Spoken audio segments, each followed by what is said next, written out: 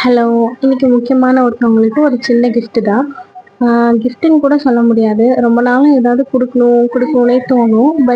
Situation அப்படி அமையாது. என்னாலயும் குடுக்க முடியாம போயிடும். அந்த சைட்ல இருக்கவங்க என்ன சிச்சுவேஷன் இருந்தாலும், லைஃப்ல என்ன ஹார்டான ஃபேஸ்ல இருந்தாலும் எனக்கு பண்றதுக்கு தயங்குனதே இல்ல.